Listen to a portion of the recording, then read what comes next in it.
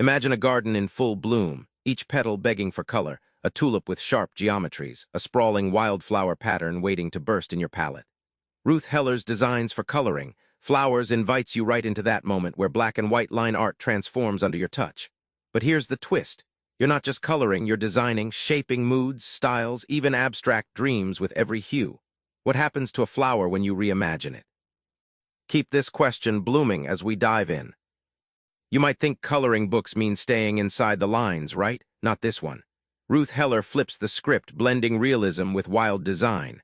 How does she pull it off? Let's unfold the petals.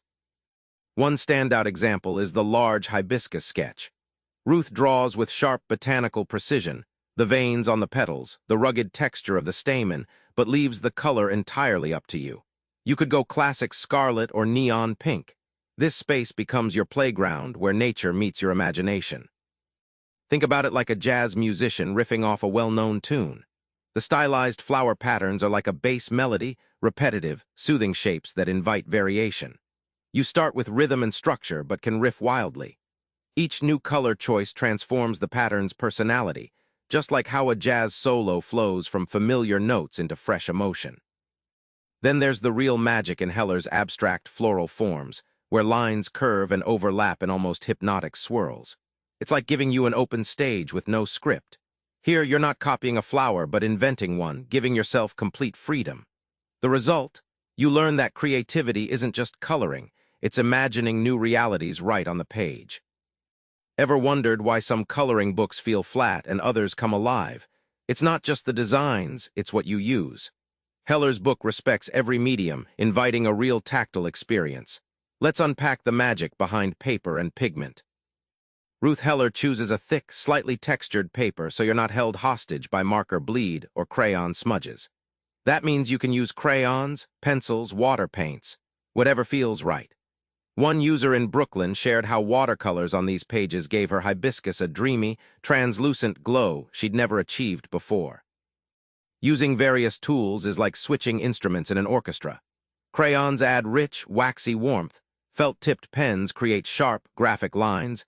Pencils offer subtle shading. Each one brings a different voice and texture to your floral masterpieces, making the coloring experience richer and more personal. Here's where it gets wild. You don't have to stop at the book. Fans transfer their colored designs to embroidery, needlepoint, or even mosaic tiles, turning a simple coloring page into wearable art or stunning decor. Suddenly, your flower isn't just on paper, it's living around you, evolving into your artistic signature. Think a flower's color is just about looking pretty. Think again. In Heller's Designs, color is your secret weapon to tell stories, evoke feelings, or even challenge classical ideas about flowers. Ready to wield that power? Picture a bold crimson peony painted with neon orange highlights and electric blue leaves. It screams energy and wildness. One user shared their surprise at how such bright hues changed their mood instantly, turning a lazy afternoon into a vibrant fiesta, all thanks to daring color play. On the flip side, a lavender and pale pink wildflower cluster, colored softly with layered pencil strokes, evokes serenity and nostalgia. It reminds you of quiet mornings or calm reflection, proving how gentle palettes can invite emotional depth without shouting. Sometimes the most exciting transformation happens when you break the rules. Imagine a blue sunflower or a green rose, completely unexpected. These unusual palettes are like poems rewritten, prompting you to rethink what flowers can represent. You realize that color choices don't just enhance, they can subvert and innovate. Remember that hibiscus from the start, the one you could paint ghostly white or blast with neon pink? That choice wasn't just about color, it was about you stepping into the role of creator, designer, storyteller. Now imagine grabbing Ruth Heller's book, picking up your favorite tool, and turning a blank page into your personal garden. Try this. Take one flower design and challenge yourself to color it 3 wildly different ways.